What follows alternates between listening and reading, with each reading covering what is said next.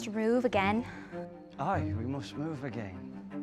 When we think of 17th century Plymouth, we picture a tightly knit colony bound by a common purpose. Where will we go? Wherever God allows us, wherever His light brings us. But in 1624, one man's act of betrayal threatened to tear Plymouth apart. You've probably never heard of John Lyford, but he was the key conspirator in a plot to destroy the Pilgrims' dream of a self-governing community in America. He was also a Puritan minister. In the end, his scheme was exposed. But the tempest he created was the supreme test of the guiding principle the Pilgrims relied on to hold their society of believers together: discipline. In Plymouth, your fellow Christians were your fellow travelers on the highway to heaven. They were watching you. They were keeping you from sin.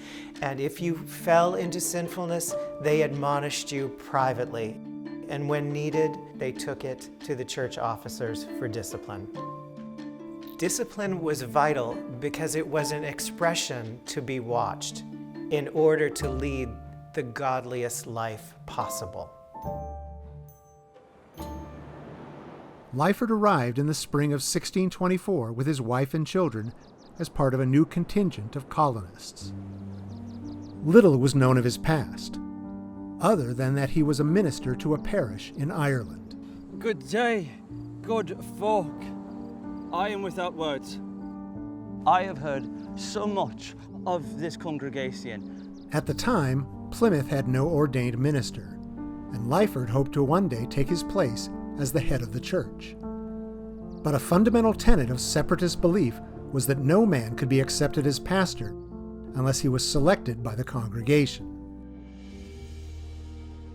Even so, Lyford made his confession of faith and joined the Pilgrim Church.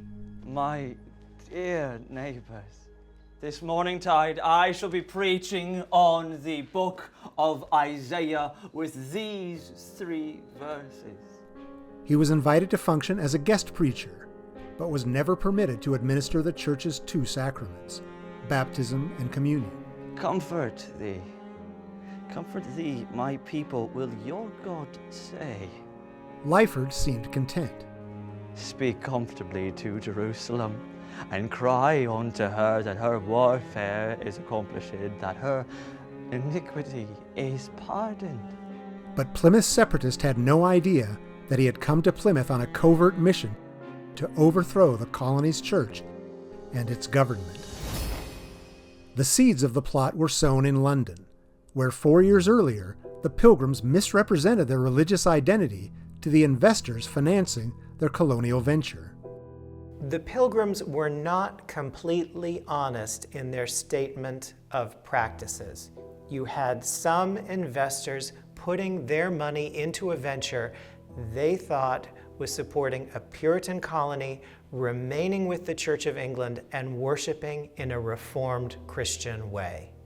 And it's only later that they learn that they have given their money to separatists, and they are angry. In 1624, it comes back to haunt them with Lyford. Plymouth's governor, William Bradford, had misgivings about Lyford from the start. In his eyes, Lyford seemed too eager to please, overplaying the role of a humble servant of God.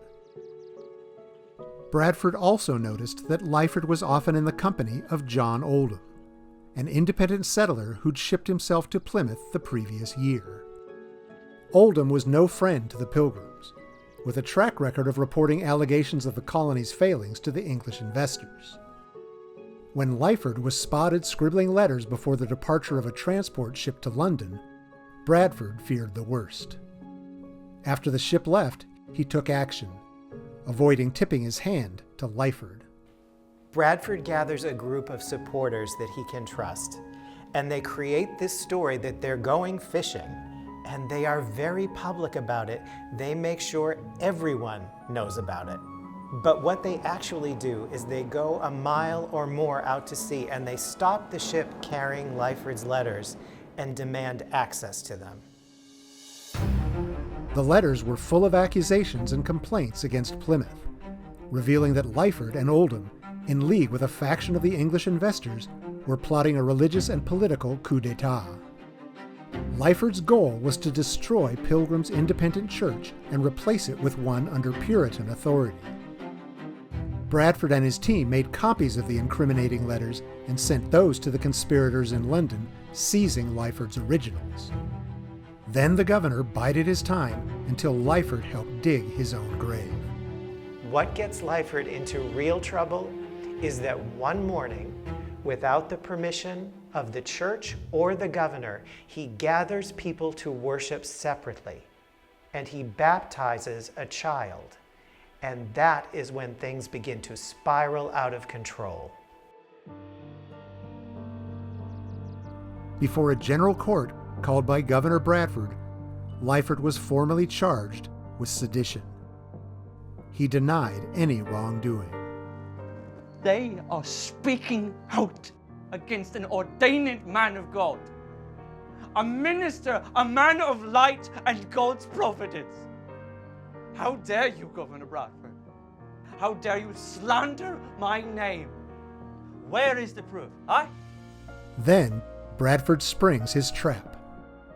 The letters. What is that? He thought he'd crafted a conspiracy that would undermine the church and the government and never be discovered. And now he realizes, I'm caught. In thine own hand, Master Lyford. If only our neighbours knew what thou think of them. To Lyford's dismay, his letters expose his contempt for the non-separatists in the colony he has been secretly rallying to his cause.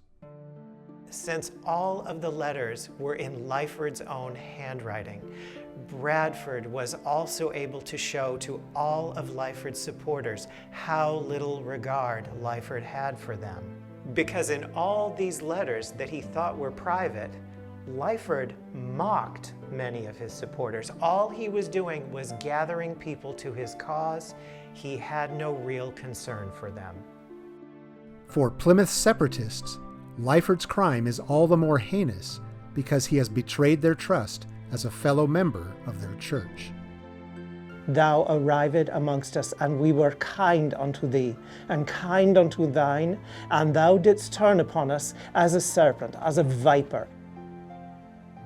I do wish that thou couldst find repentance, that thou might find the light of God again. Lyford's confederate, John Oldham, is banished. But the decision on Lyford is astonishingly merciful. Lyford is given a second chance. The governor and his council are willing to give him 6 months. And if in that time he has caused no further trouble, he can remain. But he very quickly resumes his seditious correspondence with the investors, and he will be banished. A plague on you all! Pathetic! I shall go and fetch our children. I expect all of this to be packed and ready for when we get back. Aye, well ordered. But before Lyford's expulsion came stunning news. Pilgrim agents in Ireland investigating his past discovered a history of sexual indiscretions. He was driven out of his parish for assaulting a prospective bride during a premarital counseling session. Lyford's wife Sarah confirms the report, adding that Lyford, in her words, habitually meddles with their maidservants. After Lyford is banished, he goes to Virginia. He serves a church there and dies in 1634. His wife returns to Plymouth and is happily remarried to another minister. The John Lyford affair is a curious chronicle of Pilgrim discipline, a strange mix of Christian mercy and Machiavellian methods. I think to some degree, Bradford was troubled by what he did. But Plymouth was a fragile community with a spiritual vision and a civil vision, and its leaders were willing to do anything to protect it.